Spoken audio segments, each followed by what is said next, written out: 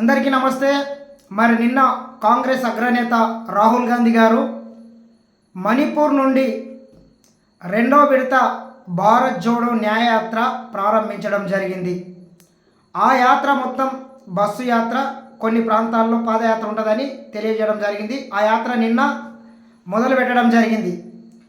మరి యాత్ర మొదలు పెట్టిండో లేదో మరి బీజేపీకి బీ టీమ్గా ఉన్నటువంటి బీఆర్ఎస్ కొత్త బిచ్చగలలాక మరొక డ్రామాలు వేస్తున్నారు.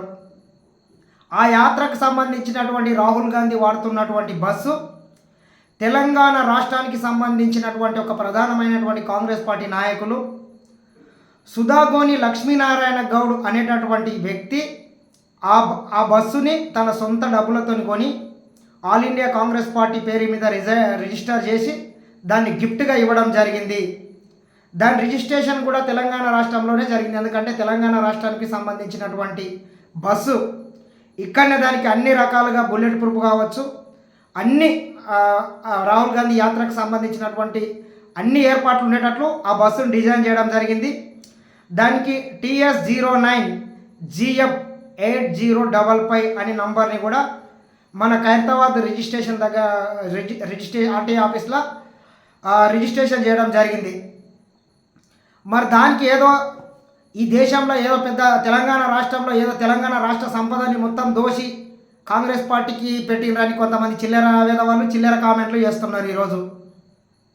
అది ఒక వ్యక్తి తన అభిమానంతో తనకు కాంగ్రెస్ పార్టీ అన్న సోనియా గాంధీ కుటుంబం మీద ఉన్నటువంటి అభిమానంతో ఆ బస్సుని డొనేట్ చేయడం జరిగింది.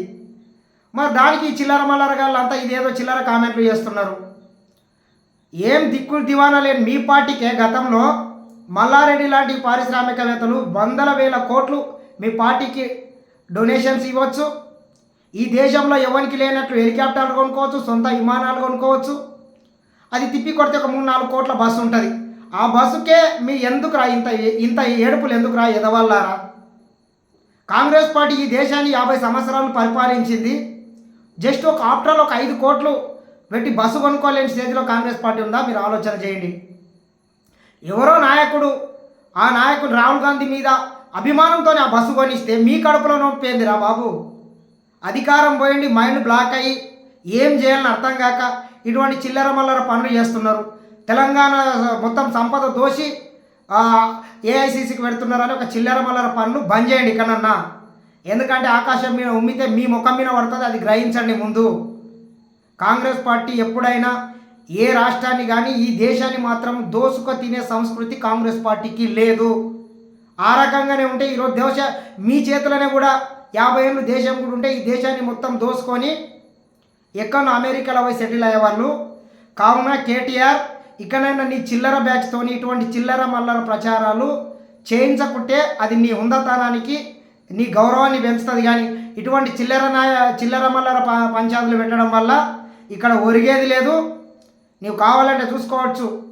ఒక బస్సు కొన్నప్పుడు అది ఎవడు కొన్నాడు, ఎక్కడికి వెళ్ళి కొన్నాడు, నిజంగానే తెలంగాణ గవర్నమెంట్ కొంటే దానికి లెక్కలు ఉంటాయి, పత్రాలు ఉంటాయి, ఎట్లా పడితే అట్లా చేయడానికి కూడా ఉండదు. కావున ఇటువంటి చిల్లర మల్లర ప్రచారాలు బంద్ చేస్తే బాగుంటుందని మా సలహా.